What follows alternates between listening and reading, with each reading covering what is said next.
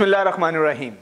Programme Chafi के साथ मैं हूं मोहम्मद मकसूद और आज हमारी मेहमान है एक ऐसी शख्सियत, एक ऐसी पर्सनैलिटी कि जिनकी बातें सुन के आपको एक हौसला मिलेगा। आपको लगेगा कि ज़िंदगी में जब आप समझते हैं कि सब कुछ ख़त्म हो गया है तो वहीं से ज़िंदगी का आगाज़ होता है। और किसी ने कहा था ना, जहाँ से शाख टूटती है वहीं से शाख फूटती है। मेरे साथ हैं मरियम वहाब खान साहबा। कैसी हैं आप? अल्हम्दुलिल्लाह सर। इससे पहले कि मैं कुछ बताऊं मरीम, आप थोड़ा सा अपना इंट्रो खुद ही बताइए कि कहाँ से आपने एजुकेशन का आगाज़ किया, क्या क्या प्रॉब्लम्स आई और किन किन हर्डल्स को फेस करते करते करते आज आप इस मकाम पे हैं जहाँ पे कह सकती हैं कि मैंने किसी दीवार को अपने रास्ते की रुकावट नहीं बनने दिया और आज मैंने वो सब कुछ हासिल कर लिया जो कि मैं करना चाहती थी। स्टडी का तो आपको पता नहीं, मुझे कैसे पता? मैं कौन सा आपके पीछे पड़ा हुआ था यार, मुझे तो पता भी नहीं है कब की बात है। मैं तो बहुत बाद में पैदा हुआ हूँ। जी, यू मीन टू से कि आपने मुझे बताया था, अब ये कहना चाहती हैं? चले, मैं ये कहने लगी थी कि आपको पता है स्टार्ट कहाँ से होती है? जी, स्टडी मेरा ख्याल है कि जो मैं जानता हूँ वो या तो माँ की गोद से शुरू हो जाती है। तो मैं आपको बेसिकली कहना यही चाह रही थी कि वहाँ से स्टार्ट हो गई थी बस, और अब तक कंटिन्यू है। नहीं, मतलब कि आपकी वो जो कहते हैं अम्मी जी वाली गोद अभी भी जारी हो सारी है। खुदा का नाम है, अगर आप किसी की मीन्स के अम्मी की गोद में बैठेंगी तो वो बेचारी तो आप जिस उम्र में होंगी उनको तो खलियां पड़ जाएंगी। आप ऐसा करें, जगह चेंज कर लें, तालीम जारी रखें। जी मरियम, अब बात कर रही थी माँ की गोद से तालीम शुरू हो जाती है, तो आपने वहाँ से तालीम स्टार्ट शुरू हुई और बहुत अच्छा सफ़र जा रहा था। थोड़ी सी हार्डशिप्स आई थी क्योंकि मेरे फादर की हेल्थ का थोड़ा इशू हुआ था।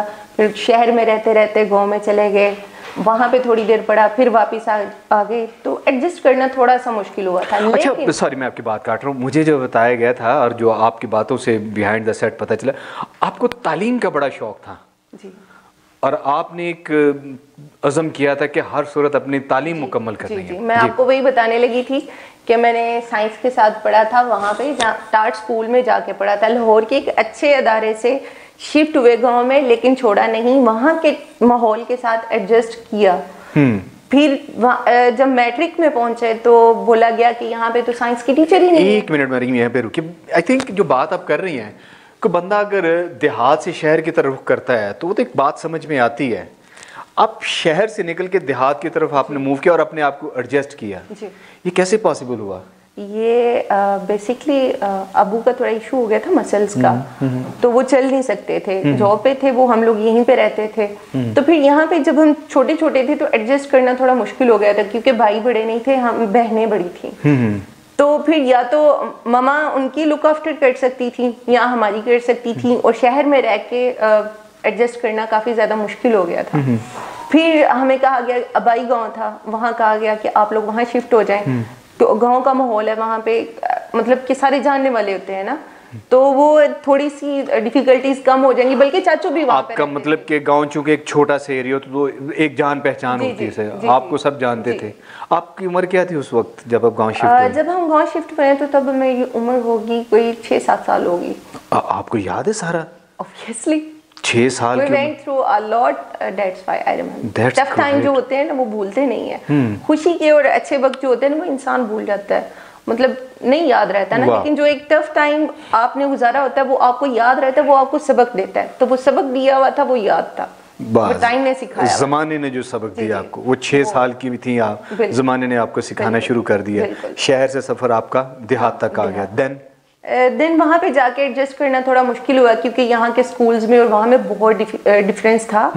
और एक तो हमें काफ़ी ज़्यादा ट्रैवल करना पड़ता था और पैदल, और वो खेत और खलियान, एक बंदा पास ही किसी स्कूल में जाता हो आता हो, माहौल एक अलग हो। वहाँ पे जाके माइल्स के हिसाब से आपने पैदल चलना है, सर्दियों गर्मियों में आना जाना, तो वो काफ़ी ज़्यादा मुश्किल था। और फिर वो स्कूल भी वो टार टाइप जो स्कूल होते हैं ना वो थे, वो बड़े मजे के स्कूल होते हैं। जी, मजे वो मौसम के साथ आप ट्रेवल करते हैं कि जरा सा बारिश हुई तो स्कूल उठा के किधर रख लिया है। वो मैं आपको बताने लगी, एक दरख्त होता था, उसके नीचे यूं 3-4 क्लासेस होती थी लगी हुई, तो वो जैसे जैसे उसके शेड्स इधर इधर जाते थे हमारी क्लास ऐसे रोटेट करती थी, तो हम उसके साथ साथ ही। तो शुरू में एडजस्ट करना मुश्किल था, लेकिन जैसे एडजस्ट किया फिर अच्छा लगने लग गया। अच्छा, स्टडी पढ़ाई में भी तो बड़ा डिफरेंट होगा ना, जैसे आपने बताया कि वह एनवायरनमेंट का फर्क है, तो स्टडी में भी फर्क होता है? स्टडीज में डिफरेंस था। मैं गई ना तो जब इंटरव्यू लिया गया तो बोला आप अगर 6th क्लास में आ रहे हैं, अच्छा आपको पहाड़े आते हैं?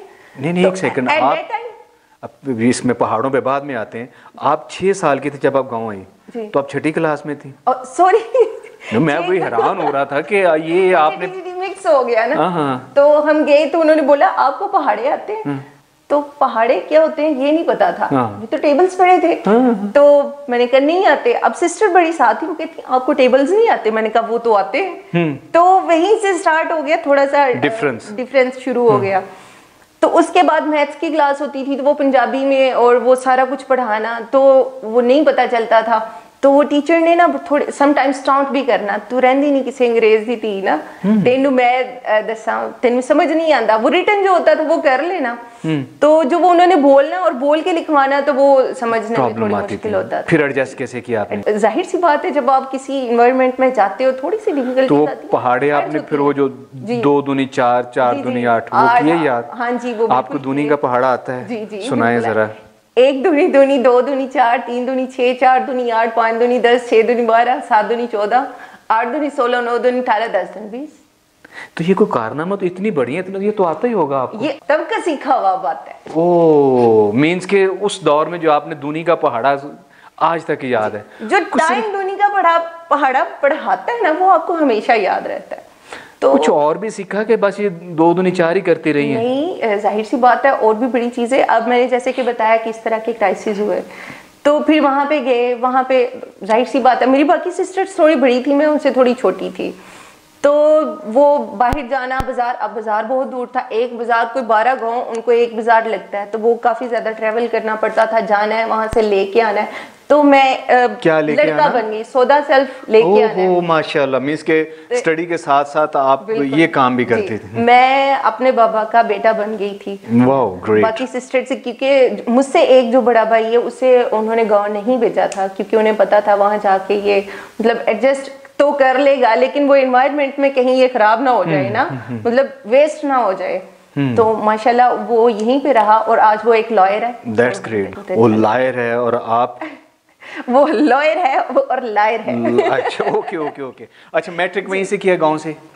जी, ये तो इनिशियल स्टेजेस थी। जब मैट्रिक की टाइम आया तो तब असल स्ट्रगल शुरू हुई, क्योंकि जिस स्कूल में हम जा रहे थे वो मिडिल स्कूल था। अब मैट्रिक के स्कूल के लिए बहुत ज़्यादा दूर जाना पड़ना था। और एक बात, दूसरी बात ये थी कि वहाँ पे मैं साइंस के साथ पढ़ना चाहती थी, साइंस सब्जेक्ट्स के साथ, और वहाँ पे तो आर्ट्स के सब्जेक्ट के टीचर्स जो थे वो मुश्किल से अवेलेबल हो रहे थे। तो दिन कहा गया कि अब क्या किया जाए। अब एक मतलब अजीब सी सूरत हाल थी कि साइंस के टीचर्स भी नहीं है और मुझे पढ़ना भी साइंस के साथ है। मैंने कहा आप मेरा एडमिशन भेजिए साइंस सब्जेक्ट्स के साथ, मैं पढ़ खुद लूंगी, मतलब पढ़ लूंगी मैं। कोई टीचर नहीं है? नहीं, कोई इन्वायरमेंट नहीं है। लेकिन मैंने कहा कि मैंने पढ़ना है, क्योंकि हमें पता था कि इसके बाद हमने मूव ऑन हो जाना है। तो फिर पढ़ना वो चाहती थी जो मैं चाहती हूँ, ठीक है। तो फिर पढ़ा, बगैर टीचर के पढ़ लिया? टीचर के पढ़ लिया। वो मॉडल पेपर्स होते थे ये वो, तो वो थोड़ा करके कि जी कैसे करना है, वो फिर टिप्स होती हैं कुछ आपके पास ना, पैटर्न्स होते हैं, उनको फॉलो किया, कर लिया, अल्हम्दुलिल्लाह। वाह। तो मतलब कि ये भी एक रिकॉर्ड है कि वो जो कहते हैं जी हमें एनवायरनमेंट नहीं मिला, हमें अच्छा टीचर नहीं मिला, उनके लिए मरियम एक बहुत बड़ा एक मिसाल है कि अगर कोई बंदा पढ़ना चाहे, इरादा कर ले, तो वो फिर ये टीचर हो ना हो, एनवायरनमेंट हो ना हो, वो बंदा पढ़ जाता है। ये लेम एक्सक्यूजेस हैं। अच्छा, लेम कहीं ऐसा तो नहीं कोई रट्टा शट्टा, कोई नकल शक्ल काम आ गई? नहीं, मैं आपको टू बी वेरी ऑनेस्ट बताऊं, मुझे आज दिन तक नकल करनी नहीं आई, मुझसे चीटिंग नहीं होती, कॉपी नहीं होता। मतलब आप अगर एक पेज पे लिख के यूं मेरे सामने कर देंगे ना और कहेंगे इसे देख के लिखो, तो मैं वो भी नहीं कर सकूंगी। अच्छा, आप समझती हैं कि आप ये बात कहेंगी तो मैं और ये नाज़रीन मान जाएंगे? मैं आपको उसका एग्जांपल देती हूँ। अच्छा। अब चूंकि मैंने एमफिल कर लिया, अब मैं ELT भी करना चाहती थी लेक्चरशिप के लिए। अब मैंने पंजाब यूनिवर्सिटी में अप्लाई किया, मेरा हो गया, ठीक है। ELT मेरा चल रहा था पंजाब यूनिवर्सिटी में। अब मैं लिटरेचर की स्टूडेंट हूँ, अब मुझे लिंग्विस्टिक्स का इतना समझ नहीं आता। एक सब्जेक्ट था फोनेटिक्स एंड फोनोलॉजी, लिंग्विस्टिक्स के जो है ना सब्जेक्ट्स हैं। अब मैंने लिटरेचर पढ़ा था, अब मुझसे ग्रामिंग हो नहीं रही थी। अब मैंने ये सोचा कि क्या करूं। अब विद इन 2 और 3 वीक्स आप नहीं लर्न कर सकते, तो कहा ये क्या, मेरे फ्रेंड्स में और सब में डिसाइड हुआ ना कि एक ही पेपर की तो बात है, तो एक पेपर एडजस्ट कर लेंगे। अब असाइनमेंट्स वगैरह बन गए, सेशनल मार्क्स भी मिल गए। अब फाइनल्स थे ना जब, तो उन्होंने ना, मेरे क्लास फेलो थे, फ्रेंड्स थे, ये सामने बैठे हुए, उन्होंने ना पेपर मेरी तरफ करके रखा कि ना तुम देख लो। अब मैं बिल्कुल थोड़ा सा वाया और मैं देख के पेपर भी नहीं कर पा रही हूँ। और अब सर कॉन्स्टेंटली देख रहे हैं मुझे, मतलब वो इन्विजिलेशन कर रहे हैं, वो देख रहे हैं, उनका काम था। उन्होंने भी 1-2 दफा ना अवॉइड कर दिया कि चलो ठीक है, उनको पता था इससे थोड़ा इशू है कि कर ले। अब मुझे एम्बेरसमेंट हो रही है कि मैं चीटिंग कर रही हूँ, मतलब सर देख भी रहे हैं, क्या सोच रहे होंगे, क्या इंप्रेशन पड़ रहा होगा। मैंने पेपर पे 2 to 3 वर्ड्स लिखे थे, मैंने पेपर छोड़ा, मैं बाहर आ गई। और अब रिकॉर्ड है, जिंदगी में पहली दफा F लगा मेरे पेपर में, किसकी वजह से, चीटिंग ना करने की वजह से। लेकिन अल्हम्दुलिल्लाह वो मैंने बाद में कवर कर लिया। ग्रेट। अच्छा, इसके बाद जितनी आपने हर्डल्स बताई जी, और फाइनली आपने वो एजुकेशन के हवाले से वो गोल अपने हासिल कर लिया, क्या समझते हैं एजुकेशन कितनी इम्पोर्टेंट है एक आम इंसान के लिए आज के दौर में? मैं कहती हूँ हर आम और हर खास इंसान के लिए एजुकेशन बहुत इम्पोर्टेंट है। ये तो अल्लाह ताला का फरमान है ना कि इल्म वाले और बगैर इल्म वाले बराबर तो हो ही नहीं सकते ना। थोड़ा सा मैं और इसको कॉम्पैक्ट करता हूँ कि स्पेशली लड़कियों के हवाले से तालीम कितनी ज़रूरी है। मैं आपको बताऊं, एक आदमी जो है ना, मोस्टली वो तालीम हासिल करता है क्या, रोजगार के लिए करता है, ठीक है। वो जाता है कि उसे अच्छा रोजगार मिल सके और वो आ सके। जो औरत है उसके लिए तालीम बहुत ज़रूरी है, क्योंकि उसने, उसकी वजह से पूरी एक नस्ल चलनी है, उसने तरबियत करनी है। उसको पता होगा तो वो सिखाएगी उसको। अगर लेट्स सपोज कोई इस तरह के इश्यूज आ जाते हैं, खुदा ना ख्वास्ता कोई फाइनेंशियल या किसी तरह के भी कोई क्राइसिस आ जाते हैं, तो वो इस काबिल हो कि वो स्टैंड कर सके और इज्जत के साथ कमा सके। सही। अगर उसको उस पॉइंट ऑफ व्यू से भी देखा जाए। कुछ लड़कियां इसका नेगेटिव इस्तेमाल करती हैं, वो कह रही थी कि हम एजुकेशन हासिल करती हैं ताकि जरा बंदे को, पंजाबी में क्या कहते हैं, थले लगा के रखेंगे। नहीं, बंदे थले लगने वाली जो बात है ना, वो तो मुझे नहीं लगता। अच्छा, ये ना तो आपकी तालीम, ना आपकी खूबसूरती और ना ही आपकी जॉब आपके बंदे को थल्ले लगा सकती है। ये आपकी किस्मत है। आप जो कर सकते हैं ना वो ये है कि आप अपनी सेल्फ रिस्पेक्ट को बचा सकते हो।